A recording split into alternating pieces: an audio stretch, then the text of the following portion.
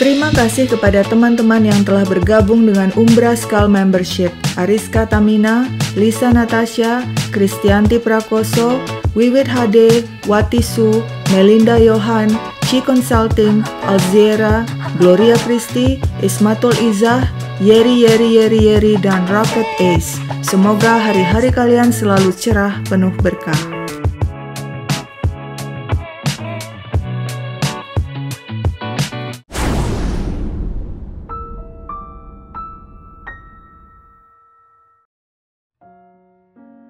Berbeda dengan Umbra, yang waktu SD nilai matematikanya sering merah sampai-sampai harus ikut remedial, sejak kecil Sarah Jane Williamson menganggap matematika adalah a piece of cake, mudah. Matematika pelajaran favoritnya. Sarah lahir di Cape Canaveral, Florida, dan dibesarkan di Albuquerque, negara bagian New Mexico, Amerika Serikat. Dirinya cerdas, masuk kategori jenius. Setamat SMA, Sarah mendapatkan beasiswa dan kuliah di Institut Pertambangan dan Teknologi New Mexico. Setelah meraih gelar sarjana matematika, dia langsung menikah dan bekerja di White Sands, kawasan tempat pengujian senjata militer di New Mexico. Beberapa waktu kemudian, Sarah harus meninggalkan New Mexico dan pindah ke negara bagian Maryland mengikuti suaminya. Ternyata menikah di usia muda adalah pilihan salah. Sarah dan suaminya sadar mereka tidak sesuai. Keduanya pun sepakat bercerai baik-baik tanpa anak. Sebagai wanita independen, perceraian tidak membuat Sarah stres. Soal finansial tidak masalah sebab dirinya bekerja sebagai ahli matematika yang mengurusi statistik di Agensi Keamanan Nasional di Fort Meade. Tugasnya istimewa, menguraikan kode-kode militer asing yang rumit. Di kantor, si jenius Sarah disenangi rekan-rekannya. Dia tidak hanya dekat dengan mereka, tapi juga keluarga mereka, bahkan anak-anak mereka. Sarah biasa mengundang rekan-rekan dan keluarganya datang ke rumah dan menjamu mereka makan. Meskipun sibuk bekerja, Sarah yang haus ilmu tertantang melanjutkan studi. Dia pun kuliah lagi, mengambil program master di Johns Hopkins University, sebuah universitas bergengsi di Maryland. Di kampus, tak disangka-sangka dirinya bertemu seorang mahasiswa yang ramah dan menyenangkan. Namanya Lorenzo Raras, seorang pria Filipino yang bekerja di sebuah perusahaan telekomunikasi. Lorenzo Raras lahir di Manila. Di sana dia sempat kuliah di De La Salle University sebelum kemudian bersama keluarganya beremigrasi ke Amerika. Pria Filipino itu dikenal sangat cerdas. Dia menggondol 2 gelar master, yakni MBA dan Masters of Finance dari Johns Hopkins University. Keramahan dan kecerdasan Lorenzo Raras bikin Sarah Williamson jatuh hati dan dirinya tidak bertepuk sebelah tangan sebab Lorenzo pun menaruh hati padanya. Keduanya berpacaran dan pada September 1994 mereka menikah. Kini Sarah Williamson jadi Sarah Raras, mengikuti nama belakang suaminya. 3 tahun setelah menikah, penantian panjang Sarah dan Lorenzo akan kehadiran seorang anak terkabul. Pada 97, Sarah melahirkan Lorenzo Williamson yang dipanggil Will. Betapa bahagia pasutri itu menyambut anak pertama. Keluarga besar mereka juga turut gembira, terutama keluarga Raras yang sudah lama menanti cucu pertama dari Lorenzo. Mereka bangga memiliki cucu laki-laki. Namun kenyataannya kehadiran anak tidak menjamin pasutri bahagia dan hubungan pernikahan langgeng. Hal itu terbukti pada hubungan Sarah dan Lorenzo. Lorenzo mulai cemburu, uring-uringan. Dia menganggap waktu Sarah begitu banyak tersita untuk mengurus bayi. Sarah tidak memahami sikap Lorenzo. Bayi memang butuh perhatian besar. Dia ingin Lorenzo ikut membantu dirinya mengurus sang bayi, dan hal ini penting agar tercipta bonding atau ikatan batin antara sang ayah dan anak. Tapi setiap kali mendapat tugas mengurus sang bayi, Lorenzo bukannya melakukan sendiri, tapi malah menyerahkan bayi itu kepada ibu Lorenzo alias sang nenek. Ibu Lorenzo tentu senang sekali diserahi tugas mengurus cucu, tapi Sarah tidak setuju. Menurutnya, setiap orang tua harus bertanggung jawab dan membiasakan diri mengurus anak sendiri, bukan sedikit-sedikit dengan mudah menyerahkan anak kepada si nenek untuk diasuh, meskipun si nenek senang dan rela mengurus bayi tersebut. Pertengkaran Sarah dan Lorenzo semakin sering terjadi. Sarah yang ingin mempertahankan keharmonisan rumah tangganya sempat minta bantuan ibu mertua untuk ikut menasihati Lorenzo. Tapi sang ibu mertua menyarankan agar Sarah dan Lorenzo menyelesaikan masalah sendiri tanpa bantuan dirinya. Konflik semakin meruncing. Pada Januari 98, Sarah menelpon dan melapor pada polisi. Aku dan suamiku Lorenzo bertengkar hebat. Dia mengancam akan membunuhku. Kepada polisi, Sarah menjelaskan beberapa waktu belakangan Lorenzo didiagnosa menderita depresi. Namun pria itu menolak makan obat. Aku takut Lorenzo setidaknya punya 5 senpi. Polisi mendamaikan mereka. Lorenzo kemudian menjual semua senpi dan berdamai dengan Sarah. Tapi perdamaian itu hanya sesaat. 5 bulan kemudian pada Juni 98, Sarah tak kuat lagi dan berkata pada Lorenzo, "Lebih baik kita pisah." Lorenzo mengamuk. Dia menyerang Sarah dan merebut bayi mereka. "Kau tidak akan pernah lagi melihat anak kita," ancamnya, lalu kabur membawa sang bayi. Sarah yang ketakutan segera menelpon polisi. "Suamiku Lorenzo menyerangku dan mengambil bayi kami dan membawanya kabur." Malamnya, Lorenzo kembali menghubungi Sarah dan tampak sikapnya lebih lunak. "Kau boleh melihat anak kita." Ketika Sarah datang menemui Lorenzo untuk melihat sang anak, pria itu memaksanya dengan kasar untuk berhubungan intim. Sarah marah. Ketika kasus tersebut dibawa ke pengadilan, Lorenzo mengatakan dia tidak pernah memaksa Sarah berhubungan intim. Saat itu dia hanya mencoba kembali rujuk dengan Sarah. Sarah yang sudah tidak bisa mempercayai Lorenzo mengajukan restraining order dan pengadilan mengabulkan serta memerintahkan Lorenzo untuk tidak mendekati dan menghubungi Sarah. Pada bulan Agustus 98, Sarah membulatkan tekad dan secara resmi mengajukan cerai. Pengadilan memutuskan hak asuh anak jatuh ke tangannya, sedangkan Lorenzo mendapat jatah bertemu sang anak setiap 2 minggu sekali pada hari Rabu. Lorenzo resmi pindah dan tinggal di rumah orang tuanya, sedangkan Sarah dan sang anak tetap tinggal di rumah mereka. Namun ternyata Lorenzo tidak puas juga. Dia ingin hak asuh anak sepenuhnya. Ketika gilirannya bertemu sang anak, dia menelpon Sarah dan mengancam, "Aku akan bawa kabur anakku ke Swiss atau Filipina." Sarah yang panik segera melaporkan ancaman itu ke pihak berwenang. Sarah cemas jika sang anak dibawa kabur ke luar negeri, besar kemungkinan dia tidak akan pernah lagi bertemu sang anak. Polisi pun bertindak dan menemukan fakta Lorenzo telah mengajukan permohonan pembuatan paspor untuk sang bayi. Paspor itu kemudian disita. Sidang perceraian keduanya dijadwalkan pada 3 Desember 98. Namun sebelum sidang tiba, pada bulan November, satu di antara mereka tewas dengan cara yang sangat mengerikan. Pagi itu, Minggu 15 November 98, tetangga Sarah terbangun dan menemukan ada pesan dari Sarah di teleponnya. Tampaknya Sarah menelponnya tadi malam dan pesan yang terdengar sangat mengkhawatirkan. Si tetangga segera menghubungi polisi untuk mengecek kondisi Sarah. Tak lama kemudian, polisi dari Howard County tiba di rumah Sarah di Meadowfield Court di Elk Ridge. Mereka melihat hal mencurigakan. Jendela rumah Sarah rusak. Ketika mendobrak masuk, mereka lihat Sarah tewas. Sangat mengerikan. Tubuhnya penuh luka tusukan. Leher dan pergelangan tangannya nyaris putus. Dada dan perut ditikam berkali-kali. Sarah nyaris mirip korban mutilasi. Di atas karpet ditemukan bekas jejak sepatu berdarah. Dan di halaman ditemukan sebilah golok yang diduga merupakan senjata pembunuh. Diperkirakan wanita malang itu telah tewas 24 jam sebelum polisi tiba. Di tubuh Sarah ditemukan DNA seseorang. Tim forensik mengambilnya untuk dites. Ini adalah pembunuhan yang sangat brutal. Sayangnya tak satu pun tetangga yang mendengar jeritan atau suara keributan lainnya. Namun seorang tetangga sekaligus teman Sarah mengatakan dia curiga Lorenzo lah pembunuh Sarah, sebab Sarah sangat takut pada Lorenzo yang sering mengancam dirinya. Polisi juga curiga pada Lorenzo, suami Sarah yang sebentar lagi jadi mantan sebab proses perceraian mereka sedang berlangsung. Dari catatan kepolisian terlihat hubungan buruk Lorenzo dan Sarah akibat proses perceraian dan perebutan hak asuh anak. Lorenzo kerap buat masalah. Beberapa kali Sarah melaporkannya ke polisi. Lorenzo bahkan pernah mengancam akan membunuh Sarah dan membawa kabur anak mereka. Polisi pun mendatangi Lorenzo sekaligus menyampaikan berita tewasnya Sarah. Aneh, wajah pria itu datar. Dia bilang tidak tahu menahu tentang tewasnya Sarah. "Di mana Anda saat kejadian?" tanya polisi.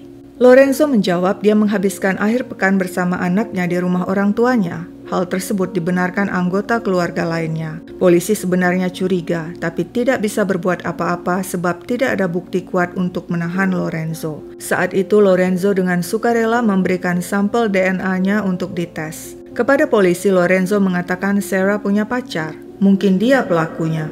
Polisi kemudian menanyai pria yang disebut Lorenzo sebagai pacar Sarah. Ternyata mereka hanya teman biasa, bukan pacar seperti yang dituduhkan Lorenzo. Dan tidak mungkin pria itu membunuh Sarah sebab dia tinggal di kota lain. Sementara itu polisi yakin DNA Lorenzo akan menguak siapa pembunuh Sarah. Mereka kemudian membandingkan DNA Lorenzo dan DNA misterius yang ditemukan di TKP. Dan hasilnya tidak cocok. Bagaimana mungkin, pikir polisi, sebab sejak awal kecurigaan mereka tertuju pada Lorenzo. Polisi yang masih penasaran kemudian minta bantuan mantan istri pertama Lorenzo. Mereka memasang penyadap di teleponnya dan minta sang mantan menelpon Lorenzo dan memancingnya bicara tentang pembunuhan Sarah. Namun hasilnya nihil. Lorenzo tidak memberikan indikasi apapun dialah si pembunuh. Sementara itu Sarah telah dimakamkan di Alabama dekat dengan rumah keluarganya. Batu nisannya berbentuk hati kelabu. Dia tiada di usia 35. Sudah lebih 6 bulan berlalu. Investigasi polisi mandek. Tak seorang pun tahu pembunuh Sarah. Kasus jadi dingin. Sementara itu, sang bayi Will kini sepenuhnya berada dalam asuhan sang ayah Lorenzo Raras. Kini pria itu tak perlu repot lagi berebut hak asuh anak dengan Sarah sebab wanita itu telah tiada. Di jalanan Baltimore, kota terpadat di negara bagian Maryland, di antara para begundal, Ardell Tickles dikenal dengan sapaan wisdom alias kebijaksanaan.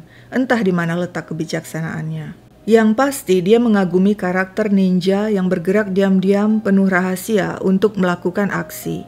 Dengan pendidikan minim, Ardell hanya bisa bekerja flipping burger di McDonald. Karena kinerjanya tidak beres, dia dipecat. Pada tahun 1999, dengan mengenakan topeng dan membawa sepucuk senpi, dia rampok McDonald bekas tempat kerjanya itu dan dor dia tembak mantan atasannya. Sang atasan selamat dan Ardell berhasil diringkus polisi. Pemuda ingusan yang baru berusia 19 itu kini mendekam di Baltimore County Detention Center, sebuah penjara di Maryland, menunggu proses persidangan. Ketika persidangan berlangsung, Ardell mengamuk dan menyerang hakim. Sepertinya dia tidak punya rasa takut. Begitupun di penjara, dia santai saja, bahkan dengan bangga sesumbar pada Edison George, teman satu selnya tentang aksi kriminalnya. Dan ada satu aksi kriminal yang paling sadis yang pernah dilakukannya pada November 98 dan tidak seorang pun tahu dia pelakunya. Aku membunuh seorang wanita kulit putih. Ardell menjelaskan panjang lebar kejadian itu pada Edison. Edison tertegun. Dia berpikir-pikir, ini adalah informasi berharga. Dia bisa sampaikan pengakuan Ardell kepada polisi dan jika nantinya terbukti pengakuan itu benar, Edison sebagai pihak pelapor akan mendapatkan imbalan berupa pengurangan hukuman. Edison segera menghubungi polisi Baltimore County.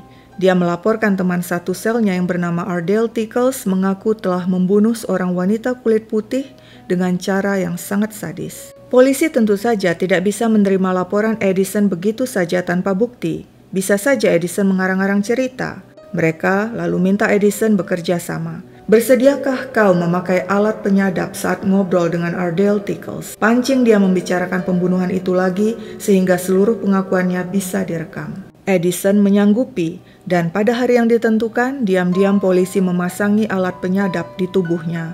Dan pria itu berhasil menjalankan tugasnya dengan baik. Hasil rekaman pembicaraan Edison dan Ardell diserahkan kepada polisi. Kasus itu selanjutnya dilimpahkan pada kepolisian Howard County. Polisi Howard County pun mendengarkan rekaman pembicaraan tersebut. Ardell mengisahkan aksi sadisnya sembari tertawa-tawa. Kepada Edison dia berkata, "Lihat dong reaksinya waktu kuhabisi, dia memohon-mohon agar aku jangan membunuhnya. Kuinjak-injak kakinya dengan sepatu bot yang kukenakan, lalu kugorok lehernya dengan golok, dasar wanita iblis. Kutusuk perutnya berkali-kali dan darah muncrat kemana-mana, dan aku potong kedua nadinya. Aku tidak kasihan sama sekali padanya." Menurut polisi, apa yang dilakukan Ardell terhadap korbannya benar-benar mirip dengan luka-luka yang diderita Sarah. Polisi pun membawanya ke markas untuk diinterogasi. Ketika polisi memperdengarkan isi rekaman pengakuan kepada Ardell, pria itu gelagapan, tidak bisa berkelit. Menurutnya, pada malam kejadian, dia tendang jendela dan masuk ke rumah Sarah. Saat itu, Sarah terkejut dan segera meraih telepon dan berhasil sebentar menghubungi tetangganya untuk minta tolong sebelum telepon ditutup Ardell yang kemudian menghabisinya tanpa ampun. Tapi Ardell mengatakan bukan dirinya dalang di balik pembunuhan itu. Dia dibayar 30 juta oleh seseorang untuk melakukannya. Ardell kemudian menyebutkan nama sang dalang, dan berbekal surat penangkapan, polisi meringkus sang dalang dan membawanya ke markas untuk diinterogasi. Mestinya, jika kau seorang Filipino, maka menikahlah dengan sesama Filipino. Itu kan lebih baik. Kita punya bahasa yang sama Tagalog. Nilai-nilai dan adat istiadat kita pun sama. Tapi apa boleh buat, terkadang jodoh tak bisa diatur-atur. Demikian juga dengan anakku Lorenzo. Dia memilih istri seorang wanita kulit putih. Awalnya aku menerima saja dan berharap pernikahan mereka akan sukses. Seperti juga pernikahanku dengan ayah Lorenzo yang langgeng hingga kini usiaku kepala 6. Sebenarnya Lorenzo mirip aku, ibunya. Kami sama-sama cerdas. Aku memiliki gelar master di bidang keperawatan dan bekerja sebagai suster senior di sebuah nursing home atau tempat perawatan lansia. Waktu Sarah melahirkan Will, cucu pertamaku, aku senang sekali. Terlebih dia laki-laki. Hal ini merupakan kebanggaan tidak terkira bagi kami orang Filipina. Tapi betapa kecewa dan sakit hatiku ketika Will baru lahir dan aku ingin menggendongnya, Sarah menatapku dengan pandangan tak suka. Sebagai nenek, aku ingin setiap saat berada di dekat cucuku, mengurusnya, dan terlibat dalam pengasuhannya. Tapi Sarah malah marah-marah jika Lorenzo menyerahkan cucuku padaku untuk kuurus. Sakit hatiku. Di tempat kerjaku, kepada seorang janitor bernama Ardell, aku curhat tentang sakit hatiku pada seorang wanita. Tapi aku tidak bilang wanita itu adalah menantuku sendiri. Aku mengarang cerita dan bilang aku sakit hati karena wanita itu telah membuat temanku keguguran. Aku dendam padanya dan minta bantuan Ardell memberi pelajaran. Ardell menyanggupi. Aku pikir semuanya akan baik-baik saja sebab Ardell berhasil melakukan tugasnya dan tak seorang pun bisa mengungkap kasus pembunuhan itu. Sebab itulah aku terkejut ketika kemudian tiba-tiba 9 bulan kemudian setelah pembunuhan itu, di musim panas Agustus 99, polisi datang dan meringkus diriku. Dan kini aku berada di ruang interogasi di berondong polisi dengan berbagai pertanyaan. Kepada polisi, Emilia Raras, ibu kandung Lorenzo, mengaku, "Aku tidak pernah menyuruh Ardell membunuh Sarah. Aku hanya ingin dia menakut-nakutinya dan melempari rumahnya dengan batu." Polisi heran, pengakuan Emilia tidak masuk akal.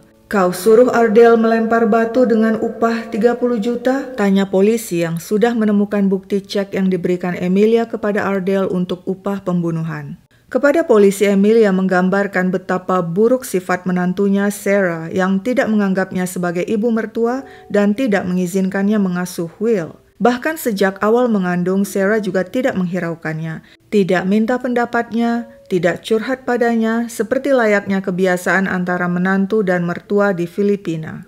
Polisi sulit mempercayai perkataan Emilia sebab semua orang mengatakan Sarah adalah wanita baik, tidak seperti gambaran yang diberikan Emilia yang begitu berapi-api menyampaikan betapa buruk dan jahatnya Sarah.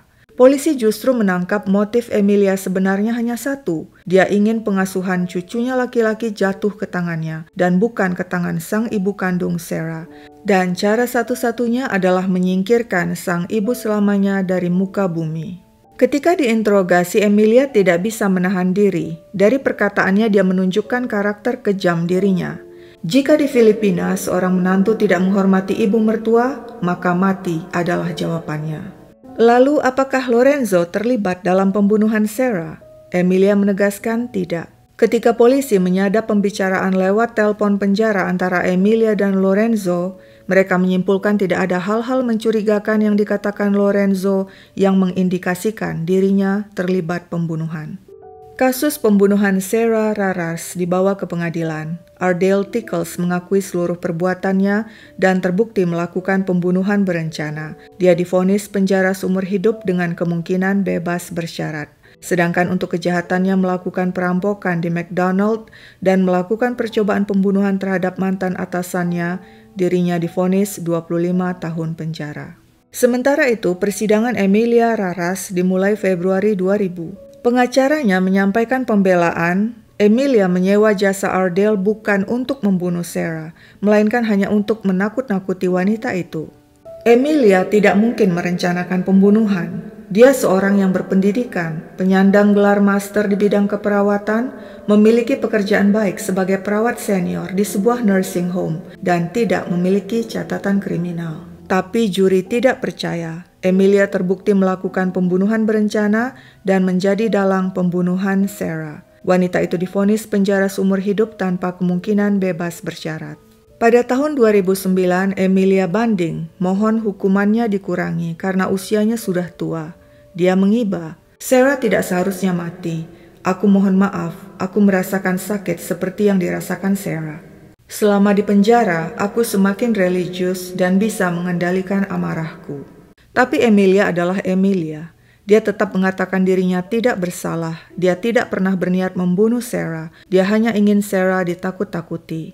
Emilia tidak bisa menyembunyikan sikap arogannya. "Aku maafkan semuanya, bahkan aku juga memaafkan Sarah." Dan kalimat arogan itu sangat fatal, bandingnya kontan ditolak. Hingga saat ini Emilia Raras yang telah berusia 87 tahun masih mendekam di penjara dan menjadi napi tertua di penjara Maryland. Lalu bagaimana dengan Lorenzo?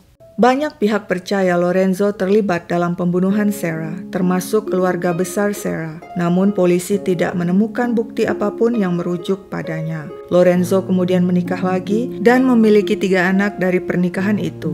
Dia meninggal bulan Februari 2023 di usia 57 tahun. Terima kasih bagi seluruh viewers Umbra, sehat dan sukses selalu untuk kalian. Sekian dulu ceritaku, sampai jumpa kapan-kapan.